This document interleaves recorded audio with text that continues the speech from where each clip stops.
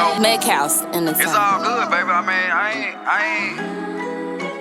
I ain't gonna handcuff you. You know what I mean? If you wanna be out there, be free, baby. You know, I ain't tripping. You know what I mean? Hard it is to date. I was actually hoping for some advice, but apparently all of us are on the same boat, and there's just no men out here to date. And that just like leads me to the question of why. I know I'm picky as hell. Like, every one of my friends say how picky I am and how it's just like, it's gonna get me nowhere, and I get it. But I also know what I bring to the table, so I'm just like, you gotta be picky because I don't want to settle, and it's been this long, why would I settle? But what is it about these men out here that's causing all of us in the comment section to realize that we're all single? Doesn't that seem a little strange to everybody that there was so many people that were commenting that they were just single too, and they have been for many years, and it shouldn't be this hard, right? Like, where are the good men?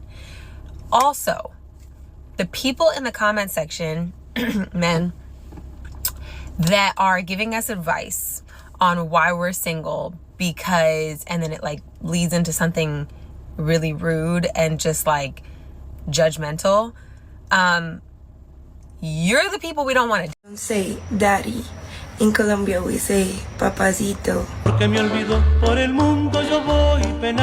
Are you a girl or a boy? Are you kidding me? Are you kidding me? Can you say Miguel? Miguel? I heard it from the man. There's a man in there. No, there is no. Trust me.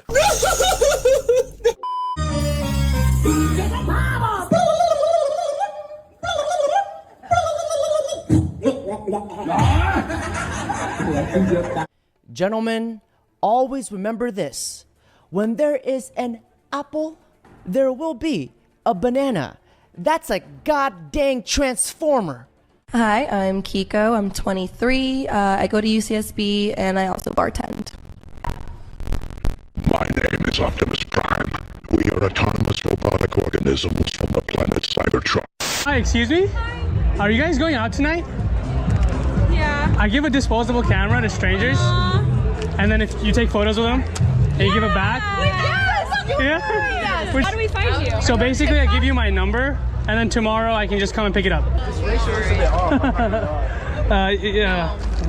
Okay. Can I hit this? I know, I'm getting overstimulated. All right. I don't text you after we're done. Unless you want to be friends. The camera. We can be friends. Do you have this many friends, or is it a special occasion? Yeah, we do have this many friends. That's really cool. Yeah. It's hard to find a big group of friends, you know? I'm going to call you just to make sure you don't give me a fake number. For sure. It's ringing. The first photo will be you. Is it? 3, 2, and... 5, 4, 3, 2, 1. We're going on a trip in our favorite rocket ship. Zooming through the sky. Little Einstein. Name one single female invention. There's a specific tool in agriculture. What's it called? I can't. Let's Google it right now. No, let's not. Can you just name it? No, I am gonna. No. Name it. You can't name a single one. I can't. You gotta Google it. You said women invent shit all the time. What? What are they inventing? They literally specifically invented like a form of agriculture that had to do with like rotational crop fielding, something like that. Like that's the exact terminology or something. Can you think of a tool? I don't think you can even bring back the first tools to like man or woman. I don't think it's fair to say the first spear was like built by a man or the first hammer. Why not? Because we have no evidence of that. We just have evidence of humans using tools. Yeah, we know who brewed the first beers. They were monks. Yeah, but we're talking about very basic tools. We're talking about tools that either a man or woman. Now you're obfuscating him. No, I'm not obfuscating. Your claim was, since the beginning of time, when we figured out the pulley and the lever system, if that is the case, this was not knowledge which was just limited to men. So if that is the case, where's all these women building all these societies knowing how to use that pulley and that lever system? There's a few female inventions that I can think of. Lack of reasoning, lack of accountability, and they invented drama, chaos, insecurities, and gaslighting. And they also invented double standards, specifically and literally. Do you want children? Yes. I'm done. Oh yeah, because you got 3. I'm done. Yes. Hey, I understand. Like, Yeah. I understand. 100%. Dang. Oh? Dang. But I did. Wait. I like everything about him, and don't take this the wrong way. It's just my definition of it. But I like Lane. I'm like that. Damn. never had a pretty girl from Joburg to me now, and that's what they prefer. I don't touch no. They never had a pretty girl from Joburg to me now, and that's what they prefer. Titties longer than the Nile River. Breasts so long that her nipples probably have its own zip code. Well, at least it distracts us from her hairline. He needs some milk. What's the weirdest thing a guy could be into? Like, it's anything besides feet. Don't say feet. Oh, okay. Well, I mean, I don't really think it's weird, but a lot of guys like their say. You know what I'm saying? Like, You've done that before? never. All right, don't even say. It's definitely happening. It's definitely happening. It's definitely getting ate. No, like It's not a guy. like guy. their say. Oh no, yeah, no, I'll eat their period. I'm not eating. If I wanted to take you on a first date, what's the most I should spend on it? I mean, I don't know. Obviously, I like to eat, so. So if I said $20, let's go do ice cream, you'd be fine with that? Yeah. Now, what if I said, let's go to a fancy dinner, and I drop $500-600 on you? I mean, I would appreciate one or the other. But what do you prefer? Something more casual or something fancy? Depending on my mood.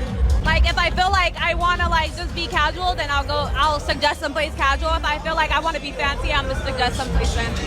So you wouldn't want the man to plan the first date without you. You want to do it together. Yeah, somebody, yeah.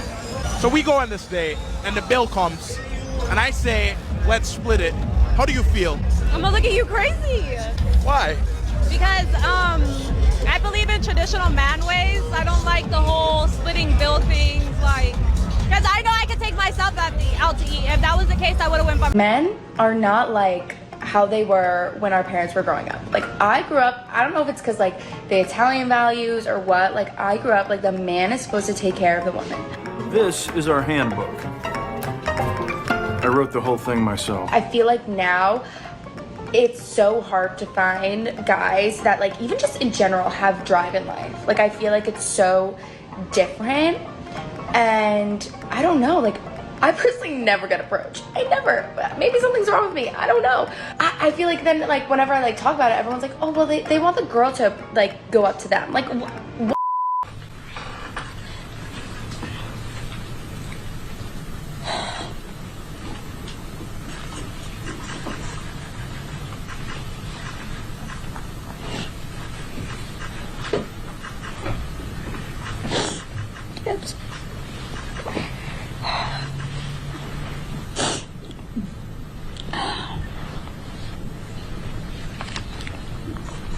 The internal pain after being sexually assaulted has been incredibly deep and hard to put into words. It goes beyond just physical harm caused by and during the assault.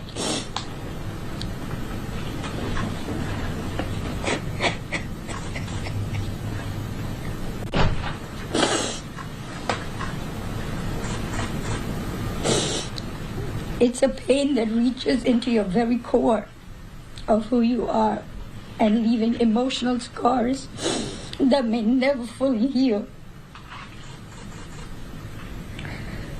Some of the hardest parts of this pain are the shame and the guilt I have experienced that plays a negative part.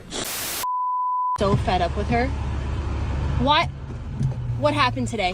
Why did I get a call from your teacher that you did something to somebody in your classroom? It's because she said my hair looks like ramen noodles, and when you do that, you don't expect me to say nothing. You to cut her hair with scissors? Her mom said she was crying. You do not always have to act out of anger. Yes, I do. You're gonna get your iPad taken away. Stop it with the hand.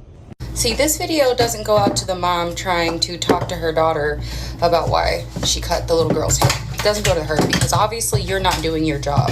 By the way her demeanor is, the way she responded to you telling her why'd you cut this little girl's hair and all this message doesn't go to you because you're not doing your job, okay? This message goes to the mom of the little girl whose hair got cut.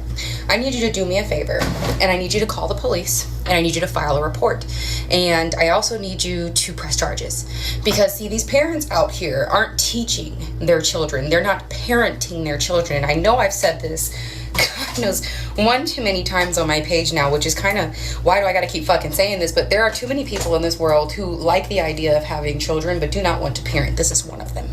Because I promise you, if my daughter would have come home or I would have got a call from the school, told me your daughter decided to put her hand scissors on my daughter, whether it's her hair or any other part, charges. Because if you're not going to teach her a lesson, the justice system can. Because there is no way in 2024 we are still allowing this type of behavior and then allowing the no, that's poor fucking behavior. And if you don't want to call the police, that's fine. Because, see, this is my thing. I understand you don't want to call the police, that's somebody's child. But at the end of the day, if I had even the slightest bit of confidence that the child who cut my daughter's hair was going to go home and get adequately punished, then I would leave it alone. But unfortunately, too many parents are trying to be their children's friend and sticking up for them. And, oh, my daughter could never. It was a mistake. She's sorry. She didn't mean it that way. I don't give a fuck anymore. You guys are making too many excuses for your children and their poor ass behavior. And I today, personally, in my age, I'm the same size as a middle schooler. I'll square up. You understand? So you do you. But if it was me personally, I think if you don't want to call the police, then I would say an eye for an eye in this sense. Mama should have been cutting somebody's hair that day. Anyways, if you disagree, I don't really.